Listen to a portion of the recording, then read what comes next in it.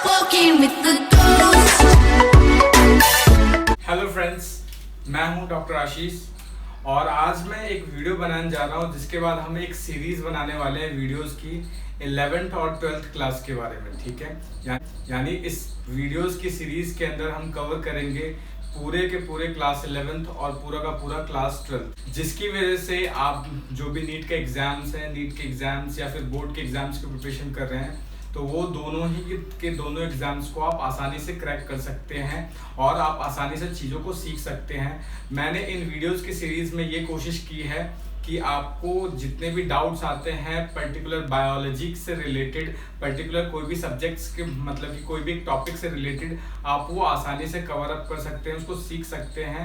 मैंने कोशिश की है कि सारे के सारे जितने भी कॉम्प्लिकेटेड पॉइंट्स हैं, जो भी कुछ हार्ड पॉइंट्स हैं, उनको आपको ईजी वे में बताना, ठीक है, ताकि आप सारी चीज़ों को आसानी से समझ सकें। तो मैंने क्या किया है कि हर ट्यूसडे और हर सैटरडे को हम वीडियो अपलोड करेंगे। ट्यूसडे को हम क्लास 11th के लिए अपलोड करेंगे चैप्टर वाइज, जिसके अंदर हमने नीट को मेन फोकस किया है। इन वीडियोस को देखने के बाद आप नीट के एग्जाम्स को आसानी से क्रैक कर सकते हैं, क्योंकि मैं खुद एक स्टूडेंट रहा हूं और मैंने खुद 2015 में नीट क्रैक किया है। तो मैंने नीट क्रैक के लिए मैं एलन गया था कोटा, जहाँ से मैंने ट्यूशन्स लिया और उसके बाद मैंने 2015 में नीट को क्रैक किया था। तो मुझे पता है कि नीट के अंदर क्या क्या सिलेबस आता है, किस तरीके से आपको पढ़ना चाहिए, कौन कौन से पॉइंट्स आपको ध्यान में रखने चाहिए। तो उन सभी पॉइंट्स को ध्यान में रखते हुए ये वीडियोस की सीरीज आज से मैं स्टार्ट कर रहा हूँ। तो आज इस वीडियोस की सीरीज का पहला ये वीडियो होगा और इस वीडियो के अंदर हम क्लास 11th के बारे में डिस्कस कर रहे हैं। क्लास 11th का जो पहला चैप्टर है द लिविंग वर्ल्ड, उसको डिस्कस करने जा रहे हैं। अगर आपको कोई डाउट है या फिर मेरे पढ़ाने के बाद आपको कोई पर्टिकुलर पॉइंट समझ में नहीं आया है, तो आप मुझे कमेंट करके बता सकते हैं। उसके बाद मैं कोशिश करूंगा कि आपको उस डाउट को मैं क्लियर कर दूं कि आपको क्या डाउट आया है। ठीक है, तो स्टार्ट करते हैं वीडियो। और अगर अभी तक आपने मेरा चैनल सब्सक्राइब नहीं किया है तो चैनल सब्सक्राइब कर दीजिए, ताकि इसी तरीके की वीडियो आपको मिलती रहे और आप अपने स्टडीज़ में फोकस कर सकें, क्योंकि एक लॉकडाउन का पीरियड है और लॉकडाउन पीरियड में it's very hard to go outside. तो stay at home and start preparing your NEET exams. So be with me और चलिए वीडियो शुरू करते हैं। तो आज का जो पहला टॉपिक मैं जो डिस्कस करने जा रहा हूँ वो है क्लास 11th का द लिविंग वर्ल्ड। क्या है आपका? The living world. अगर आपको ये कोई बैकग्राउंड साउंड आ रही है तो उसके लिए सॉरी चाहता हूँ, क्योंकि जस्ट बगल में ही गिलहरी है, वो ज़्यादा बात कर रही है, तो जिसकी वजह से मे बी आपको बीच में ये कुछ बीच में साउंड्स आ रही हो, तो उसके लिए sorry, but stay focus with me. आपको मैं उम्मीद करता हूँ कि आपको सारे पॉइंट्स बहुत ही क्लियर हो जाएंगे। बहुत आसानी से मैंने इसमें कोशिश की है कि आपको समझ में आ जाए इस पूरे टॉपिक के अंदर। ठीक है, तो स्टार्ट करते हैं। हमारा जो नया टॉपिक है वो क्या है?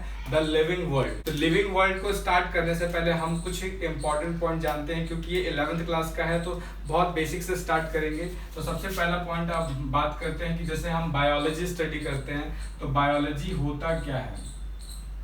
तो पहला जो टॉपिक आपसे पूछा जाता है व्हाट इज बायोलॉजी। तो क्या होता है, मोस्ट ऑफ जो व्यूअर्स हैं आपको आसानी से पता होगा कि बायोलॉजी होता क्या है। तो बायोलॉजी की बात करें तो बायोलॉजी दो वर्ड से मिलकर बनता है, बायोस प्लस लॉजी। ठीक है, बायोस का मतलब होता है लिविंग और लॉजी का मतलब होता है स्टडी। ठीक है, तो बायोस लॉजी मतलब यानी दो वर्ड से मिलकर बना है बायोलॉजी, बायोस और लॉजी यानी लिविंग स्टडी, यानी एक ऐसा साइंस जिसके अंदर हम लिविंग की स्टडी करते हैं। ठीक है, यानी it is a science where we study about the livings. ठीक है, यानी जहाँ पे हम लिविंग्स की स्टडी करते हैं उसी को हम क्या बोलते हैं? Biology. It is the study of living. क्या कैसे डिफाइन कर सकते हैं? It is the study of livings. क्या कैसे डिफाइन कर सकते हैं? It is the study of livings. ठीक है, तो लिविंग्स की स्टडी को हम क्या बोलते हैं? बायोलॉजी बोलते हैं। तो ये मुझे लगता है ये पहला पॉइंट क्लियर हो गया होगा आप सभी को। Biology is what? It is the study of living. Next move करते हैं, what is the characteristics of living और नॉन लिविंग। ठीक है, तो जो लिविंग और नॉन लिविंग के जो कैरेक्टर्स हैं उसके बाद तो जो लिविंग और नॉन लिविंग के जो कैरेक्टर्स हैं उसके बारे में अगर हमें आइडेंटिफिकेशन मार्क करना है कि हम उसको आइडेंटिफाई करें कि कैसे कौन लिविंग है कौन नहीं लिविंग है, तो उसके हमें कुछ कैरेक्टरिस्टिक्स पता होने चाहिए। और ये नीट में आपसे कई बार पूछा जा चुका है कि what are the characteristics of living and what are the characteristics of non living and how you are going to identify between livings and non livings. तो इसको हम डिस्कस करेंगे। तो उससे पहले क्या है, एक चीज आपको ध्यान रखना है, लिविंग को हम एक टर्म यूज करते हैं लिविंग के लिए। अगर लिविंग है उसके लिए हम एक टर्म यूज करते हैं एनिमेट। क्या यूज करते हैं? एनिमेट टर्म यूज करते हैं। और नॉन लिविंग्स के लिए हम यूज करते हैं इनएनिमेट। अगर मैं कहीं एनिमेट और इनएनिमेट टर्म यूज कर रहा हूँ, वर्ड यूज कर रहा हूँ, तो इसका सिंपली मीन्स क्या होगा? अगर एनिमेट यूज कर रखा है मैंने तो लिविंग होगा, और इनएनिमेट यूज किया है तो इसका मतलब क्या होता है? नॉन लिविंग है। अब हम मेन बात कर रहे हैं लिविंग वर्ल्ड। तो लिविंग वर्ल्ड बेसिकली अगर मैं बात करूं तो लिविंग वर्ल्ड का जो मोस्ट फैसिनेटिंग कैरेक्टर है वो डाइवर्सिटी है। तो लिविंग वर्ल्ड में आपको क्या देखने को मिलता है? डाइवर्सिटी। डाइवर्सिटी, ठीक है। तो डाइवर्सिटी किसमें? दो चीजों में आपको डाइवर्सिटी देखने को मिल सकता है। एक तो खुद लिविंग ऑर्गेनिज्म में, एक तो खुद लिविंग ऑर्गेनिज्म में आपको डाइवर्सिटी मिल जाएगा। मींस कि अगर इसी अर्थ पे बात करें हम तो कितने टाइप के आपको डिफरेंट टाइप के लिविंग ऑर्गेनिज्म देखने को मिल सकते हैं। जैसे ह्यूमन हो गया, स्नेक्स हो गए, काउज हो गया, बफलोज हो गए, तो उसके बाद लायंस हो गए। There are lot of living organism present on earth. तो बहुत सारे लिविंग ऑर्गेनिज्म होने की वजह से लिविंग वर्ल्ड में सबसे पहला आप जो खूबी देखते हैं वो क्या है? Diversity in living organism. तो और उसके बाद जो ये जितने लिविंग ऑर्गेनिज्म है वो किसी एक पर्टिकुलर एक ही प्लेस पे नहीं रहते, सारे के सारे एक ही जगह नहीं रहते। कुछ क्या होता है अर्थ पे रहते हैं, कुछ वाटर में है, कुछ लैंड में रहते, कुछ मतलब कि स्काई में रहते हैं, कुछ एयर में रहते हैं।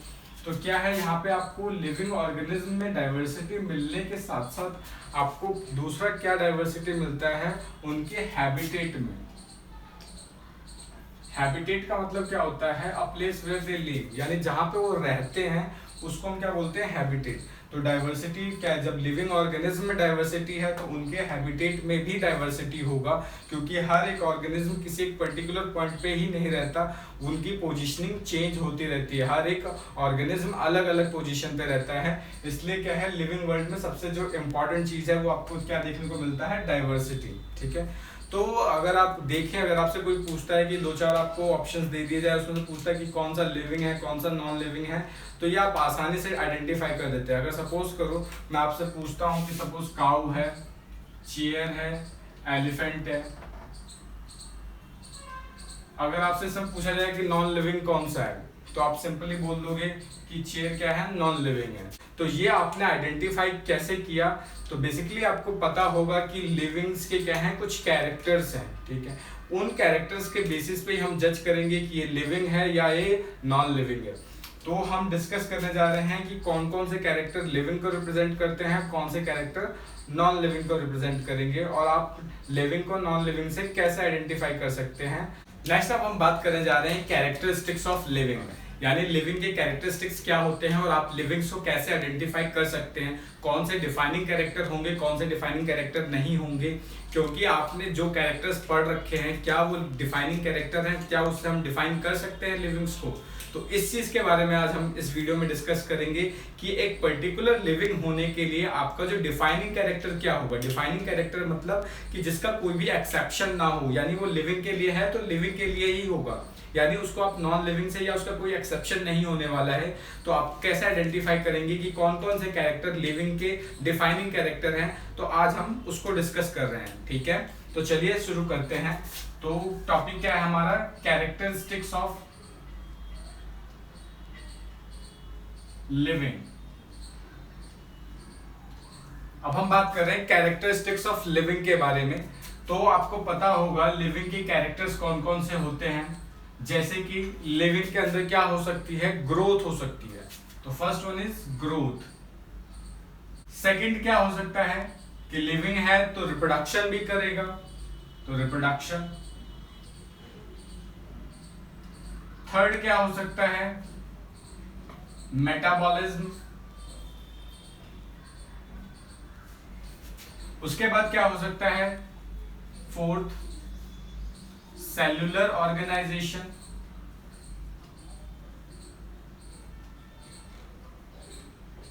फिफ्थ क्या हो सकता है? कॉन्शियसनेस। कॉन्शियसनेस।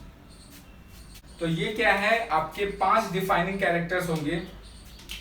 तो ये क्या है? आपके 5 डिफाइनिंग कैरेक्टर्स होते हैं किसी भी लिविंग को आइडेंटिफाई करने के लिए। यानी एक लिविंग होने के लिए आपके पास क्या होना चाहिए? ग्रोथ होना चाहिए, उसके अंदर प्रोडक्शन करता होना चाहिए, मेटाबॉलिज्म होना चाहिए, सेलुलर ऑर्गेनाइजेशन होना चाहिए, कॉन्शियसनेस होना चाहिए। तो अब इसमें से क्या है कि सारे के सारे डिफाइनिंग कैरेक्टर नहीं है, कुछ नॉन डिफाइनिंग कैरेक्टर भी हैं। यानी कि नॉन डिफाइनिंग का मतलब उसका एक्सेप्शन है, यानी वो नॉन लिविंग में भी देखने को मिलता है। तो इसमें देखते हैं कौन सा डिफाइनिंग कैरेक्टर है, कौन सा नॉन डिफाइनिंग कैरेक्टर है। तो अगर मैं बात करूं ग्रोथ और रिप्रोडक्शन की, ग्रोथ और रिप्रोडक्शन क्या है? ये लिविंग्स के नॉन डिफाइनिंग कैरेक्टर्स में आते हैं। इस पॉइंट को आप बहुत अच्छे से मार्क करेंगे। These are the non defining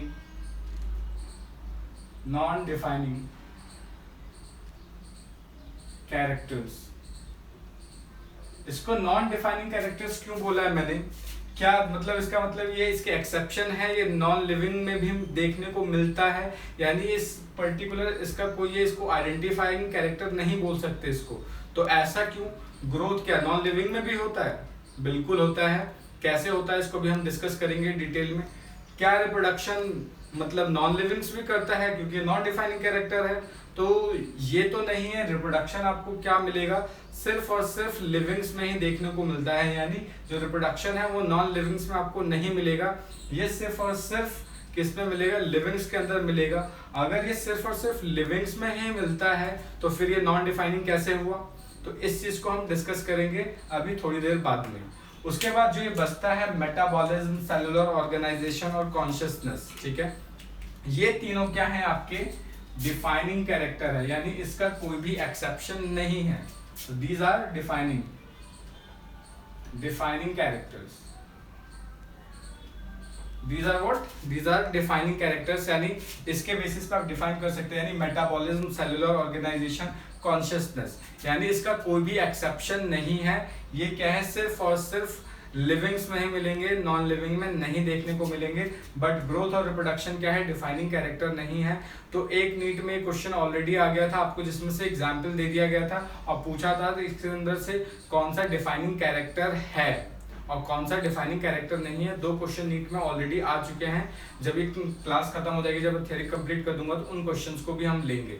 तो जिसमें से क्या है? आपको कोई भी 4 ऑप्शन दे दिए जाएंगे, जिसमें से पूछा जाएगा कि इसमें से कौन सा डिफाइनिंग कैरेक्टर है, और आपको सारे ही होंगे तो आप में भी आप गलत टिक कर सकते हैं। तो ध्यान रखेंगे ग्रोथ और रिप्रोडक्शन क्या होता है? नॉन डिफाइनिंग कैरेक्टर है, क्योंकि ये नॉन लिविंग में भी देखने को मिलता है। रिप्रोडक्शन क्या है? ये सिर्फ और सिर्फ लिविंग में देखने को मिलेगा, बट इसके भी कुछ एक्सेप्शंस है, उसको भी हम डिस्कस करेंगे। उसका मेटाबॉलिज्म, सेलुलर ऑर्गेनाइजेशन और कॉन्शियसनेस, ये कंप्लीट डिफाइनिंग कैरेक्टर है, यानी इसके कोई भी एक्सेप्शंस नहीं है। तो पहला अब हम डिस्कस करने जा रहे हैं ग्रोथ के बारे में, पूरे डिटेल की। ग्रोथ क्या होता है, कैसे, क्यों हम इसको डिफाइनिंग कैरेक्टर नहीं मानते हैं, तो इस चीज को आप देखते हैं। तो सबसे पहले बात करते हैं ग्रोथ। तो ग्रोथ क्या होता है?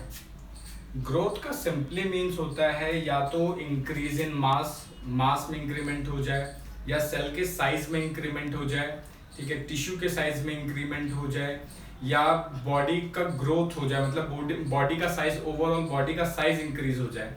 तो इस चीज को हम क्या बोलते हैं? ग्रोथ बोलते हैं। तो कैसे डिफाइन कर सकते हैं? इंक्रीज इन मास, उसके बाद साइज ऑफ टिश्यू और ओवरऑल पार्ट ऑफ बॉडी। यानी ऐसा कुछ होता है, या तो मास में इंक्रीज हो जाता है, टिश्यू का साइज इंक्रीज हो जाता है, या ओवरऑल बॉडी पार्ट में इंक्रीज हो जाता है। तो इस प्रोसेस को हम क्या बोलेंगे? ग्रोथ बोलेंगे। ग्रोथ के बारे में सेकंड पॉइंट हम क्या डिस्कस कर सकते हैं? ग्रोथ कैसा होता है? डेफिनेट होता है, इरिवर्सिबल होता है। कैसा होगा? इरिवर्सिबल। उसका परमानेंट होता है। ग्रोथ इज हाउ इरिवर्सिबल हो सकता है, इरिवर्सिबल होता है और परमानेंट, यानी एक बार हो गया तो हो गया, ये नहीं कि आप दोबारा इसको रिवर्स कर सकते हैं। तो कैसा है, इरिवर्सिबल परमानेंट होता है। उसके बाद जो एक मेन पॉइंट आपको ध्यान रखना है वो याद रखना है, बहुत इंपॉर्टेंट पॉइंट है ये, कि growth increase in mass and increase in number are the twin character of growth। यानी हम कैसे डिफाइन कर देंगे कि कोई चीज ग्रोथ हो रहा है, तो हम ऐसे डिफाइन कर सकते हैं या तो उसका मास इंक्रीज हो जाए या उसका नंबर इंक्रीज हो जाए। तो ये कंडीशन जो होता है इसको हम क्या बोलेंगे कि इसको ग्रोथ बोलते हैं। या तो कोई नंबर इंक्रीज कर ले या कोई अपना मास इंक्रीज कर ले किसी चीज में, तो ये क्या है, ग्रोथ कहलाएगा। नेक्स्ट बात करते हैं ग्रोथ के टाइप के बारे में। तो ग्रोथ दो टाइप का होता है, एक है एक्सट्रिंसिक ग्रोथ। एक्सट्रिंसिक का मतलब होता है आउटसाइड, यानी जो बाहर से कोई चीज इंक्रीज होता है उसको हम क्या बोलेंगे, एक्सट्रिंसिक ग्रोथ बोलते हैं, यानी जो कोई चीज बाहर से होता है। तो जैसे क्या है, सपोज करो कोई बाहर से कोई चीज, मतलब किसी का साइज इंक्रीज हो रहा है, कोई मिट्टी का डला था उसके ऊपर और मिट्टी रखा या पहाड़ के ऊपर और मिट्टी रखते गए तो क्या होगा, उसका साइज इंक्रीज हो जाता है। यानी किसी के अगर कोई इंक्रीज कर रहा है, बाहर से कोई किसी का साइज इंक्रीज हो रहा है तो उसको हम क्या बोलेंगे, एक्सट्रिंसिक ग्रोथ बोलेंगे, यानी increase from outside, increase in mass from outside, यानी आउटसाइड से अगर कोई इंक्रीज हो रहा है तो उसको हम बोलेंगे इंट्रिंसिक। तो इंट्रिंसिक ग्रोथ क्या हो सकता है, लिविंग्स में भी हो सकता है और नॉन लिविंग्स में भी हो सकता है, ध्यान रखना है आपको। ये क्या है, लिविंग्स में भी हो सकता है और नॉन लिविंग्स में भी हो सकता है। इसी की वजह से जो ग्रोथ है उसको नॉन डिफाइनिंग कैरेक्टर बोलते हैं, क्योंकि जो एक्सटेंसिव ग्रोथ है वो लिविंग से ह्यूमंस में या किसी बर्ड्स में, प्लांट्स में तो हो ही सकता है, साथ के साथ वो नॉन लिविंग में। सपोज करो मिट्टी है, उसके ऊपर और मिट्टी रखते गए तो उससे क्या होगा, एक पूरा पहाड़ सा बन सकता है।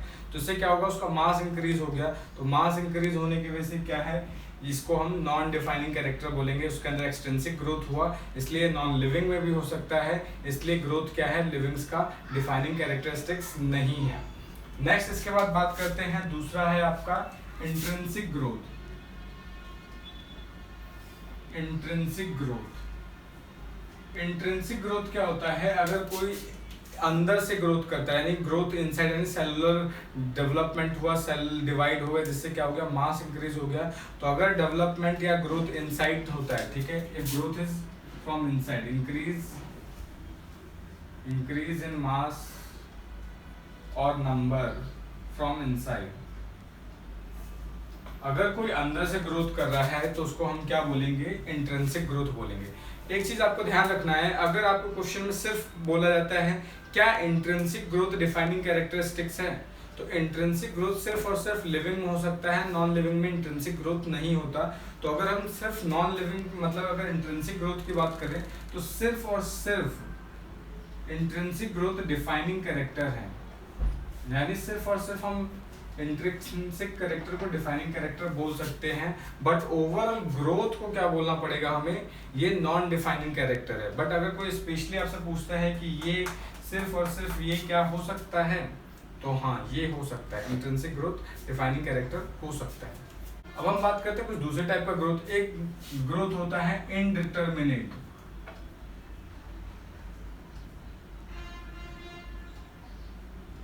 इनडिटरमिनेट ग्रोथ क्या होता है, ये ऐसा ग्रोथ है जो through out the life grow होता ही रहता है। जैसे प्लांट्स है, प्लांट्स क्या है, through out the life grow करते रहते हैं। तो अगर कोई through out the life grow करता है तो उसको बोलेंगे उसके अंदर इनडिटरमिनेट ग्रोथ हो रहा है। और ये इनडिटरमिनेट ग्रोथ किसके अंदर मिलता है देखने को, जनरली प्लांट्स के अंदर मिलता है।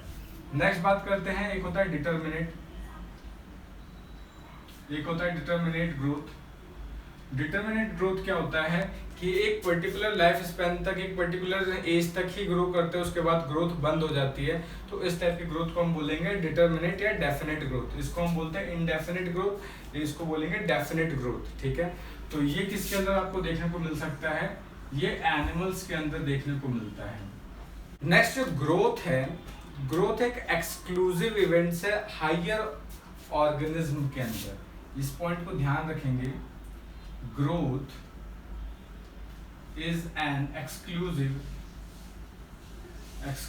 event in higher plant and organism। ठीक है, ग्रोथ क्या है? एक्सक्लूसिव इवेंट है। एक्सक्लूसिव इवेंट का मतलब क्या होता है? एक्सक्लूसिव इवेंट का मतलब होता है ऐसा इवेंट जो अलग अलग हो रहा हो, मतलब कि ऐसा नहीं कि दोनों एक साथ नहीं हो रहा हो, यानी ग्रोथ और रिप्रोडक्शन दो एक अलग अलग टर्म है। ठीक है, तो अगर दो इवेंट जो अलग अलग टाइम पे या अलग अलग हो रहे हो तो उसको हम बोलते हैं एक्सक्लूसिव। तो ग्रोथ क्या है? ग्रोथ और रिप्रोडक्शन बेसिकली एक्सक्लूसिव इवेंट होते हैं लिविंग्स के अंदर।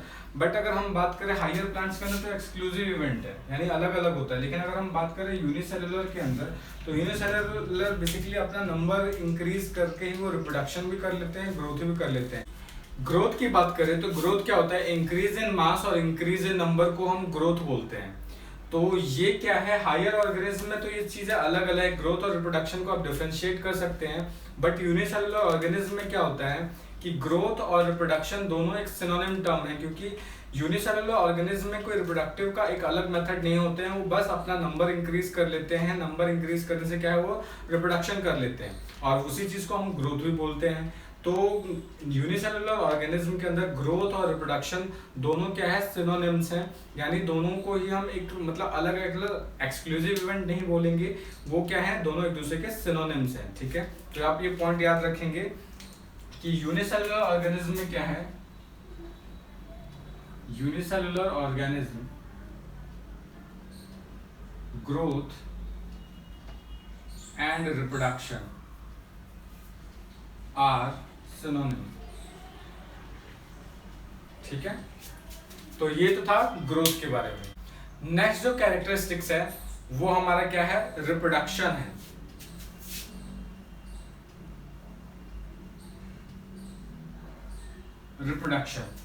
रिप्रोडक्शन का मतलब क्या होता है? प्रोडक्शन ऑफ प्रोजेनी, यानी एक ऐसा बायोलॉजिकल प्रोसेस जिसके अंदर एक ऑर्गेनिज्म एक अपने जैसा ही दूसरा ऑर्गेनिज्म प्रोड्यूस करता है ताकि वो अपने रेस को मेंटेन कर सके, यानी production of new progeny which is similar, which is just about to similar, या थोड़ा बहुत कैरेक्टर उसके अंदर सिमिलैरिटी प्रेजेंट होती है, तो उसको हम क्या बोलेंगे? रिप्रोडक्शन बोलेंगे।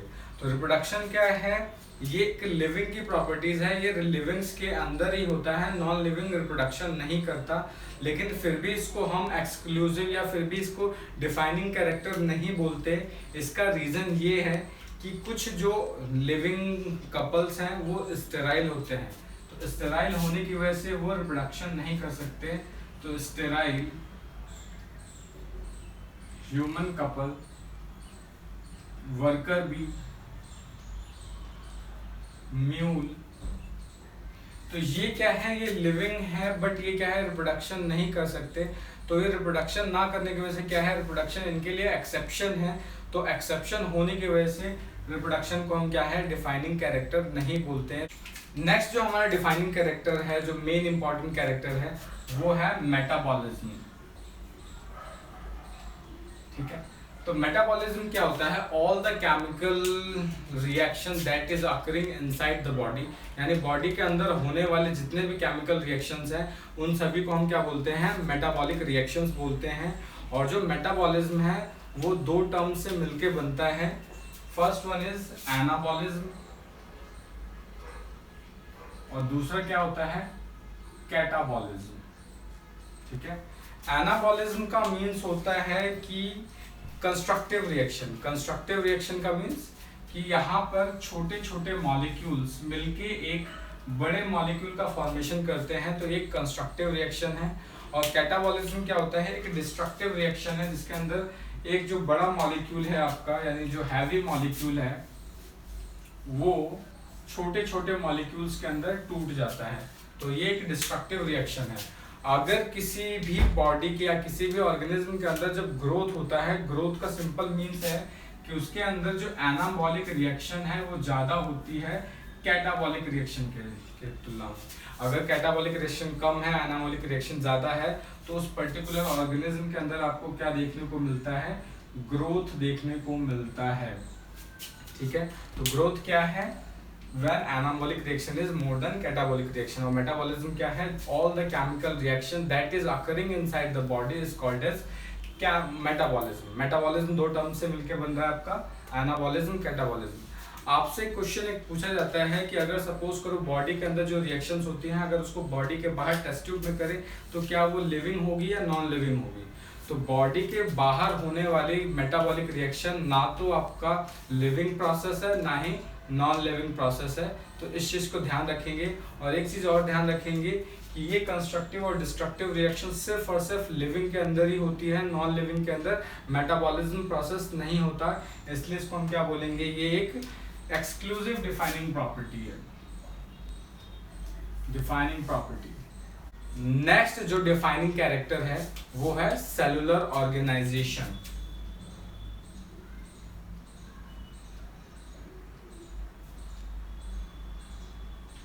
सेलुलर ऑर्गेनाइजेशन, सेलुलर ऑर्गेनाइजेशन क्या है, लिविंग्स की एक बहुत इंपॉर्टेंट डिफाइनिंग कैरेक्टर है, क्योंकि जो नॉन लिविंग थिंग्स है उसके अंदर सेलुलर ऑर्गेनाइजेशन देखने को नहीं मिलता।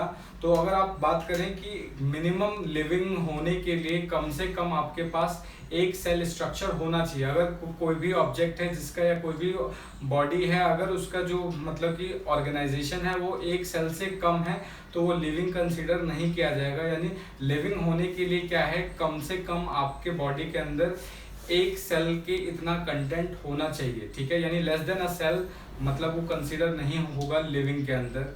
ठीक है, तो ये क्या है, डिफाइनिंग कैरेक्टर है। और सेल आपको पता है कि किसी भी बॉडी का क्या है, स्ट्रक्चरल फंक्शन यूनिट होता है, स्ट्रक्चरल फंक्शनल यूनिट होता है, यानी आपका स्ट्रक्चर बनाता है, फंक्शन बनाता है। ठीक है, तो ये क्या है, एक सेल का ये फंक्शन है कि वो स्ट्रक्चरल यूनिट भी बनाता है और फंक्शन यूनिट भी बनाता है। तो ये भी क्या है, एक डिफाइनिंग कैरेक्टर है, क्योंकि कोई भी नॉन लिविंग के अंदर सेलुलर ऑर्गेनाइजेशन नहीं होता। तो आप कैसे बोल सकते हो, cellular organisation is a defining character of livings. Next जो डिफाइनिंग कैरेक्टर है वो है कॉन्शियसनेस। ठीक है, कॉन्शियसनेस क्या होता है कि किसी भी ह्यूमन या किसी भी ऑर्गेनिज्म का अपने एनवायरनमेंट के को रिस्पॉन्ड करना, यानी एनवायरमेंटल स्टिमुलाई के अकॉर्डिंग रिस्पॉन्ड करना। कि जैसे सपोज करो गर्मी है तो उसके अकॉर्डिंग कैसा रिस्पॉन्ड करना, सर्दी है तो उसके अकॉर्डिंग कैसा रिस्पॉन्ड करना, यानी it is the ability of an organism to respond its environment. ठीक है, तो अगर किसी, इसको क्या बोलेंगे, कॉन्शियस बोलेंगे, यानी ability to respond its environment. Environment के अकॉर्डिंग रिस्पॉन्ड करना, इसको हम क्या बोलते हैं, कॉन्शियसनेस बोलते हैं। और एनिमल्स के अंदर अगर हम बात करें, ह्यूमंस के अंदर एक स्पेशल फीचर होता है जिसको हम बोलते हैं सेल्फ कॉन्शियसनेस। सेल्फ कॉन्शियसनेस का मतलब क्या होता है, ये प्रॉपर्टी सिर्फ और सिर्फ ह्यूमन के अंदर ही होता है। सेल्फ कॉन्शियसनेस और दूसरे ऑर्गेनिज्म में नहीं देखने को मिलता। तो सेल्फ कॉन्शियसनेस में क्या है कि कॉन्शियसनेस का एक मतलब कि टॉप लेवल, यानी कि कॉन्शियसनेस अब जब ज़्यादा डेवलप हो जाता है तो उसको बोलते हैं सेल्फ कॉन्शियसनेस। सेल्फ कॉन्शियसनेस में क्या है कि आप अपने अकॉर्डिंग सोच के, सपोज कीजिए कि एनवायरनमेंट में ऐसा चल रहा है तो उसको अपने अकॉर्डिंग सोच के कि इसके लिए आपको क्या करना है, फ्यूचर तक सोच के किसी काम को करना, उसको बोलते हैं सेल्फ कॉन्शियसनेस। और सेल्फ कॉन्शियसनेस सिर्फ और सिर्फ ह्यूमन के अंदर ही देखने को मिलता है।